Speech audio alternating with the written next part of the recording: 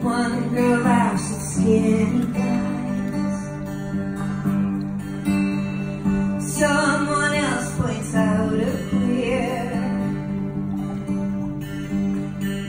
They're all jocks, both guys and girls. Press the button, take your cue. Q is for queer. I think it's interesting to follow issues across generations. Sometimes feelings on a topic or event will endure across generations, despite the young having no true understanding of or real connection to what has happened. For example, I experienced this when I lived in Nanjing, China. My students had a deep and aggressive hatred of the Japanese, despite the atrocities committed in their city having occurred 2 generations prior. Despite living currently in prosperity, and despite most to all never having met a Japanese person in their lives. But there is a collective memory of the event that is kept alive across generations in places where the Japanese did their worst, so you don't experience this anti-Japanese sentiment in other parts of China.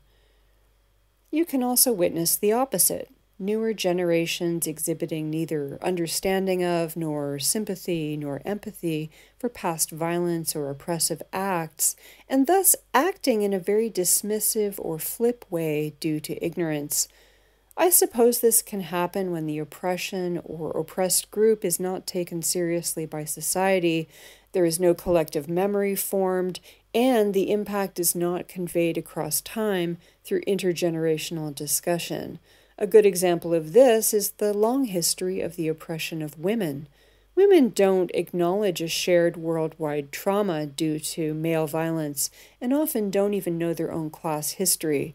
Instead, they promote collusion with and subservience to the male oppressor class, to new generations of females, and punish rebellion. Talk of reality is stigmatized as too negative.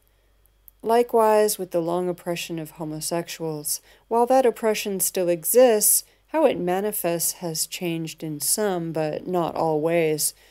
The past use of the word queer as a slur that folks from the baby boomer generation can still recall doesn't resonate at all with today's youth, as there is little to no acknowledgement nor intergenerational discussion of gay and lesbian oppression.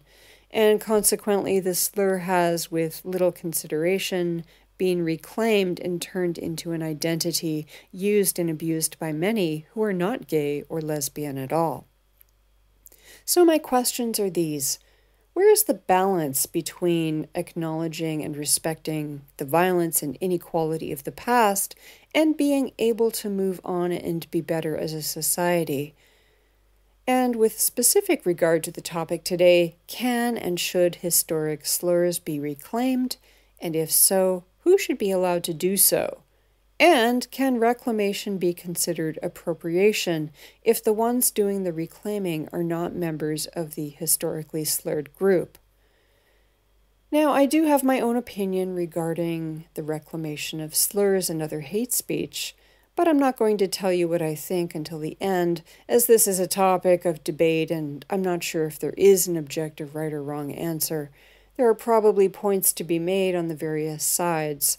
What I will say is, what is objectively true is that society is not uniform in the application of their opinion to different groups, and I think it is a matter of respect-giving due to the presence of males in oppressed groups. Groups focused on females only, or mixed groups that don't conform to patriarchal gender expectations, are universally discounted, censored, and disrespected, while racial and religious groups, which have macho males and compliant females within its ranks, are respected and allowed to have and talk about a shared history. As a result, we are still dealing with supposedly reclaimed and repurposed slurs against women and homosexuals, while this is never an issue for racial and religious groups. So I'm not going to go through a whole history of queerdom here. This has been done elsewhere in numerous places, although not always very well.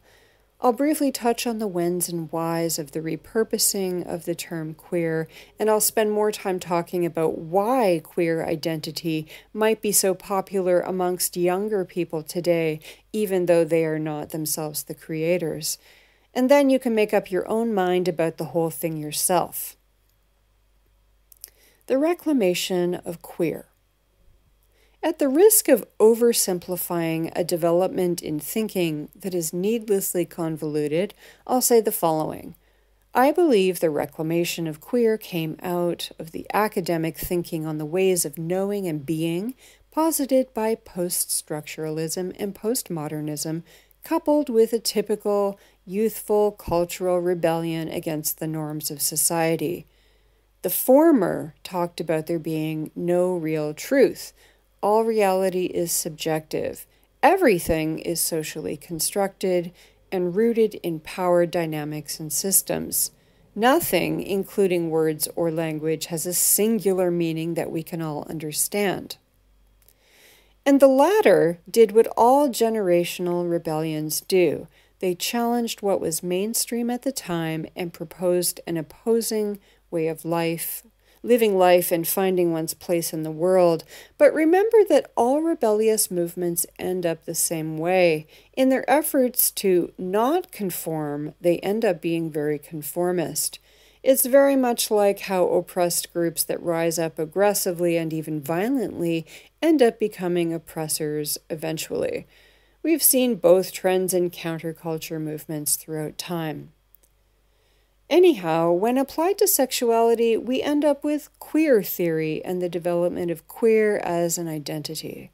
It challenged the idea of fixed identity, especially fixed sexual, gender, and sexuality identities, and it attacked the use of what was considered to be constructed binary categories, including male-female and gay-straight. Everything is socially constructed. Even the things scientists know are biologically based and objectively true. So everything is open to interpretation and is fluid in its existence. Basically, nothing means anything, and we have nothing to anchor our understanding and communication.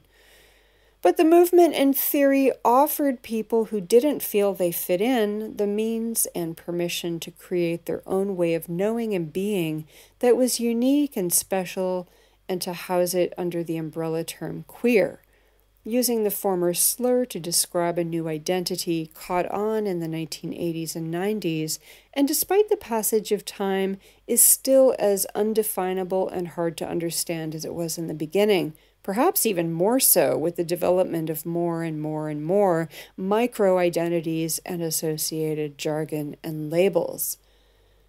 There are millions of examples of people trying to explain their queer identities online, and I'll provide one here to illustrate how unuseful all of this is.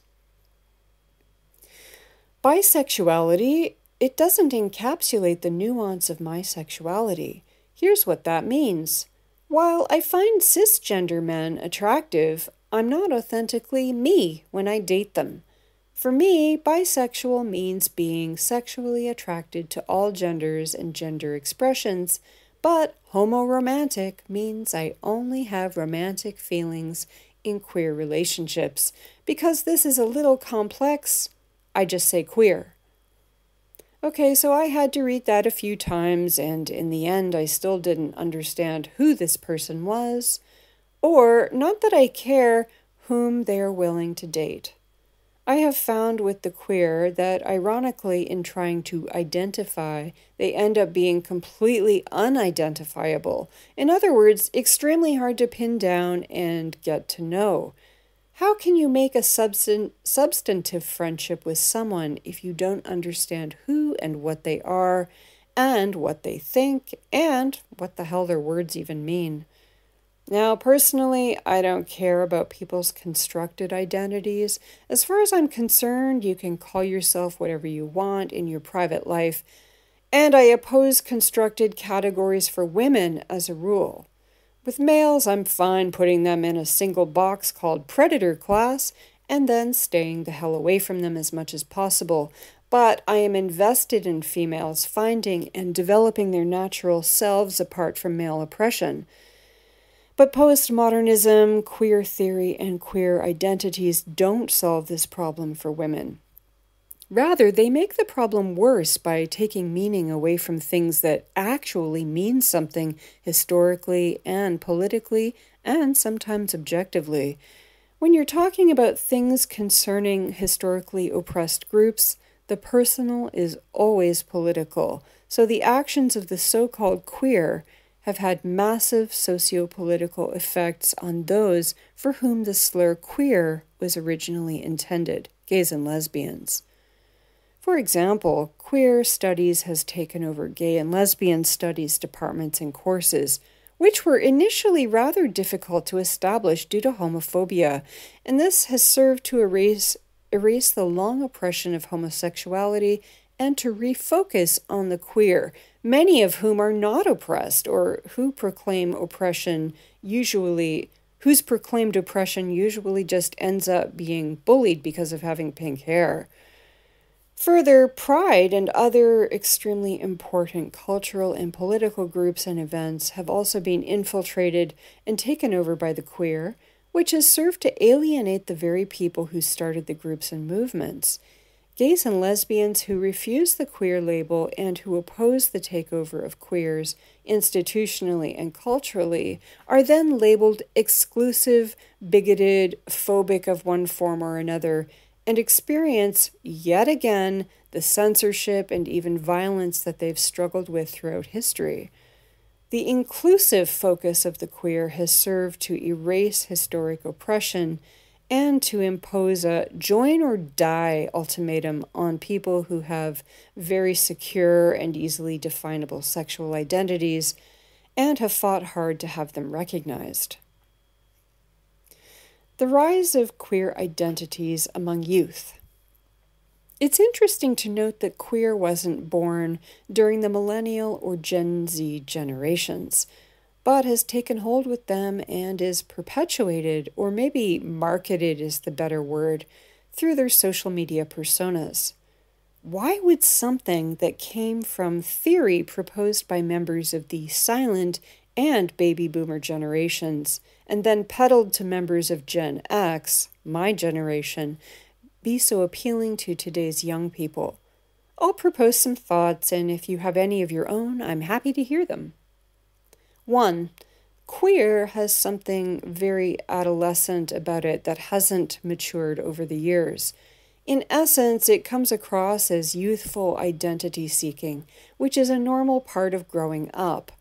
Every generation has its counterculture, and if it weren't queer, it would be something else. It actually doesn't matter what the identity is as long as it goes against the mainstream. And while a minority might actually understand the socio-political origins of this identity, most don't, and only cling to the identity to feel like they're opposing something bad, and perhaps to find some superficial pleasure in the required fashion and its shock value in the general public. In my generation, although queer was finding a foothold, the trendy counterculture identity was punk. Most punkers at the time didn't really understand what the movement was about in a deep way, but reveled in the fashion, the reactions they received, and the false feeling that they were changing the world. And I think you can say the same about the queer movement. But regardless of culture counter identity, all you need to do is ask adherents what they believe, and you'll find out where they're coming from. Most will be unable to provide a coherent answer. A contingent will have memorized all the talking points and will come across as militant robots who will kill you if you oppose them. And a tiny minority will actually be able to speak with intelligence and nuance about their beliefs and their actions that support their beliefs. 2. Coupled with 1, many people identify as queer due to social contagion, peer pressure, and the need to conform and belong, while ironically feeling like they are nonconformist and renegade. At this point, there's almost a cult-like recruitment aspect of the queer identity, and like a snowball rolling down a steep hill, it is hard to avoid getting caught up in the slogans and self-righteousness of queers pretending to fight along social justice lines. 3. We are living in the most narcissistic period in history, and I don't mean clinical narcissism, I just mean an overblown self-centeredness or egotism. This current time period is marked by a need to be special and liked, coupled with a need to publicly and widely advertise one's real, and if need be, newly minted oppressions. Queer is notoriously inclusive, which allows people with extremely easy lives the chance to take on an oppression identity and use it as a weapon against targeted enemies. The funny thing is that queer people with actual but socially unacceptable oppressions will often overlook or fail to acknowledge them in favor of a made-up oppression that is more fashionable or accepted. A good example of this is women who refuse to acknowledge that they are oppressed as females because the world refuses to do anything about this longest-running human rights issue, but they will latch on to undefinable and meaningless queer identities that give them a highly supported, whining oppression platform. 4. It allows people to escape gender conformity without actually naming the real problem and suffering the consequences of truth-telling. The real problem is male domination of females, but it is much easier to shave your head or stop wearing dresses, call yourself queer, and drop barrels full of shit onto radical feminists or non-queer gays and lesbians. You can't make progress on social issues if you don't understand why the issues exist to begin with, and who is actually responsible for creating and maintaining them. So many rebellions and movements arise without deep analysis or understanding on the part of the soldiers fighting the war. This is nothing new. 5. If you are lesbian, you will get more approval calling yourself queer than lesbian. These days, many things that are seen as exclusive are the target of eradication. Inclusivity, even if it erases small but significant oppressed groups, is the goal of today's movements. And when we talk about exclusivity, let's face it, we're talking about excluding men from women's lives and allowing females to be free from male violence and oppression. Racial groups, except whites, are still allowed to be exclusive, of course, because males are still part of those groups and still run the show in all cases. But any group that excludes males is deemed oppressive and must be destroyed. This is a relatively recent development in Western culture, and it represents a backward slide in human rights, in particular women's rights, and even more particularly in lesbians' rights. There are a few people still fighting eradication. The Get the L Out group based in the UK is one such group, and they are the targets of heaps of abuse. 6. It still supports the established power structure while feeling like positive social change. Queer is a male dominance movement if you strip it down and look at it honestly. A lot of today's queer fuel comes from the trans cult, which is as pro-male, pro-gender, pro-female submission, and pro-lesbian erasure as any conservative or macho movement. I'm still convinced that groups that have socio-political power and make changes that happen relatively quickly are, under the surface, not changing anything at all, but supporting the existing power structures and systems. Conclusion. To come back to my initial questions, I'm a big fan of balance, but I think it's really hard to find in this world. We either cling to the past with irrational, unanalyzed emotionality in order to maintain oppressive systems, or we erase the past and replace it with something that looks different but still doesn't change those oppressive systems. What would it look like to actually acknowledge what is going on? Finally, with regard to slur reclamation, I'm of the opinion that we should treat slurs like any museum exhibit. Preserve the memory and meaning, and then leave it in the past, but under glass for all to see if they choose. I don't think keeping something in active circulation strips it of its former power, and I think it is a mark of disrespect to attempt this. In the case of the queer slur turned identity, I don't think anything has been achieved. While initial reclamation was by gays and lesbians in the 1980s, the actual targets of this slur, today it is used by people with no historic claim to it. I think that is disrespect and a demonstration of ignorance. But you can make up your own minds, of course. As I said earlier, this is a topic of debate, not a mathematical proof with a clear, correct answer.